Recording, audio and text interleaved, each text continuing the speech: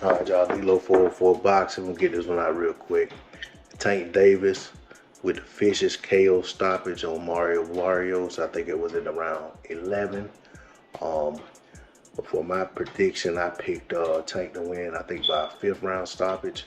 I didn't give Barrios much chance, but he definitely proved to be game. He proved his mettle. He proved his toughness. I don't think it was simply a matter of Tank not his power not having the same effect at 140. I think Tank was cracking as usual, but Barrios wasn't there to lay down. He wasn't there to get knocked out. He was trying to win the fight. He was trying to stop Tank, trying to win rounds. But ultimately, I felt like Tank was too skilled. He hit too hard. He was too smart in there. And ultimately, you know what I'm saying, he was just a better fighter. And I think, quite frankly, if those guys fought 10 times, Tank will win 10 out of 10 times. It would probably just be sooner every time they fought. Um, much respect to Tank Davis. Not sure where he goes from here. Little Ellaby already put the brakes on the potential Taylor fight.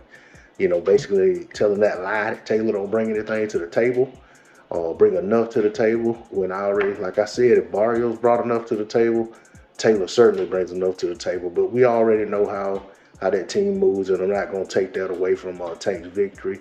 Much respect to Tank Davis. He went out there and done the job. And I honestly feel like if it was up to Tank Davis, he'd run to that Taylor fight. But at the end of the day, he has a team guiding his career, and that's not the direction they want to go in. As for Tank and his potential fights, I feel like if he goes back down to 35, I mean, I don't know what the effect of going back down would do to him, but if Tank looks like he did tonight, if at 35 in his next fight, I don't see anybody at 35 that I could just, right off the top of my head, just say I feel like I would favor against him. I think it would be reasonable to believe that Tank should be favored against any of those guys right now. But at the end of the day, we'll see how it goes and see who gets matched up with it. And then we can break that down when it happens, when the fight gets announced. But ultimately, I'm hoping to see Tank back in action a lot sooner than we did following the Leo Santa Cruz fight. Tank's a young fighter. He needs to stay active. He needs to get back in the ring as soon as possible. They need to stop letting him have these long layoffs, because all it does is make it harder for him to get back down and weight. You know what I'm saying? Let him stay sharp. Let him get in there sooner. Let him excite the fans. Let him build a fan base. Let him, build onto the buzz that he has coming off of the night.